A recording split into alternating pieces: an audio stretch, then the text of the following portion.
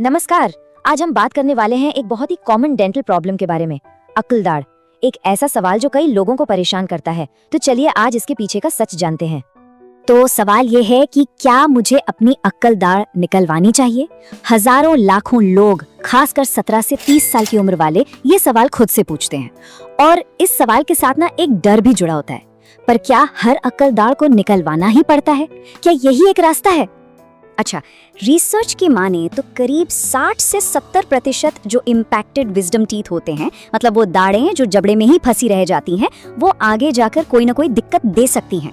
और इसीलिए इस टॉपिक पर सही जानकारी होना बहुत बहुत जरूरी हो जाता है। तो आज हम क्या क्या जानने वाले हैं?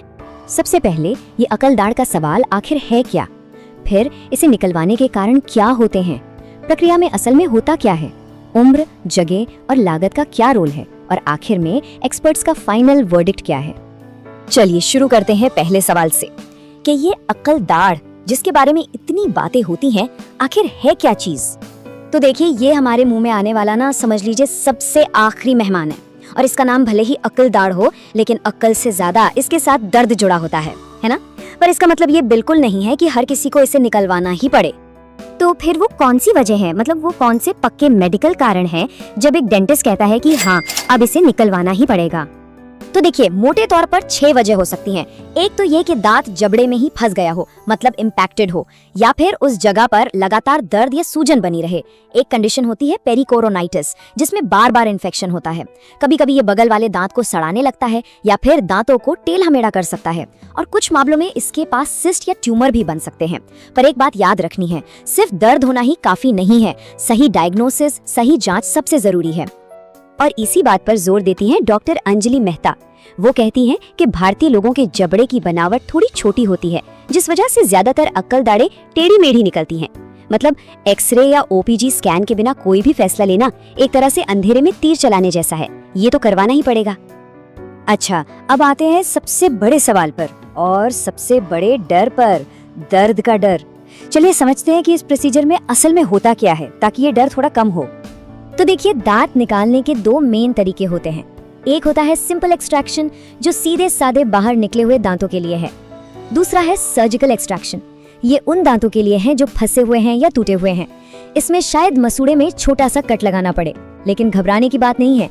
दोनों ही केस में पेन मैनेजमेंट के मॉडर्न तरीके मौजूद हैं। ये बात गांठ बांध लीजिए, आज के जमाने में लोकल एनेस्थीसिया से वो जगह पूरी तरह सुन्न हो जाती है। खिंचाव या दबाव तो महसूस होगा बिल्कुल, लेकिन वो तेज चुभने वाला दर्द नहीं होगा जिसका डर सबको लगता है। ये बहुत जरूरी बात है। ठीक है, प्रोसेस समझ लिया। अब आते हैं कुछ प्रैक्टिकल चीजों पर, जैसे उम्र, लोकेशन और सबसे जरूरी खर्चा। ये सारी चीजें भी बहुत मैटर करती हैं। उम्र का बहुत बड़ा रोल है। देखिए, 17 से 25 साल की उम्र जो है वो आइडियल मानी जाती है जांच के लिए, क्योंकि इस उम्र में हड्डी थोड़ी लचीली होती है और जख्म भी जल्दी भरता है। वहीं 26 से 40 की उम्र में अगर कोई दिक्कत नहीं है तो बस रेगुलर चेकअप कराते रहना चाहिए। और 40 के बाद हड्डी थोड़ी सख्त हो जाती है, तो एक्सट्रैक्शन थोड़ा कॉम्प्लेक्स हो सकता है और रिस्क भी बढ़ जाता है। अब एक और सच्चाई की बात करते हैं, शहर और गाँव का फर्क। शहरों में तो specialist oral surgeon, digital x ray, OPG scan सब आसानी से मिल जाएगा, लेकिन ग्रामीण इलाकों में अक्सर ये सुविधाएं नहीं होती और लोगों को प्राइमरी हेल्थ सेंटर या फिर जिला अस्पताल पर निर्भर रहना पड़ता है। लेकिन इस गैप को भरने के लिए एक बहुत बड़ी सरकारी स्कीम है, आयुष्मान भारत योजना। इसके तहत जो भी एलिजिबल पेशेंट्स हैं वो लिस्ट में शामिल अस्पतालों में अपना इलाज मुफ्त में करवा सकते हैं। ये एक बहुत बड़ी राहत है। अब बात आती है पैसों की।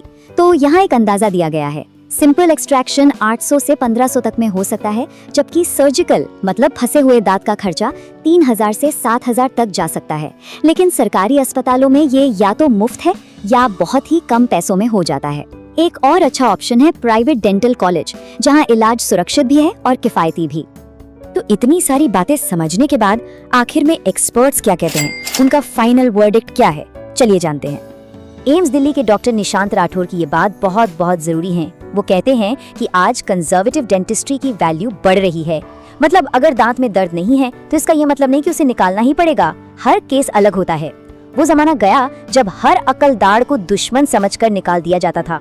तो इस पूरी बातचीत का निचोड़ क्या है? कुछ जरूरी बातें जो हमें याद रखनी है। पहली, दांत निकालना है या नहीं ये एक मेडिकल डिसीजन है, कोई जनरल रूल नहीं। दूसरी, एक्सरे के बिना कोई बात नहीं होगी, ये तो करवाना ही है। तीसरी, उम्र और ओवरऑल हेल्थ का बड़ा रोल है। और हाँ, इलाज के लिए शहर गांव में फर्क है, पर सरकारी स्कीमें और डेंटल कॉलेज जैसे सस्ते और अच्छे ऑप्शन भी मौजूद हैं।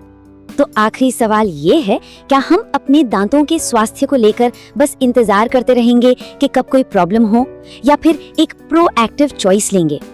ये एक इंतजार का खेल है या एक सोचा समझा फैसला? सोचना हमें ही है।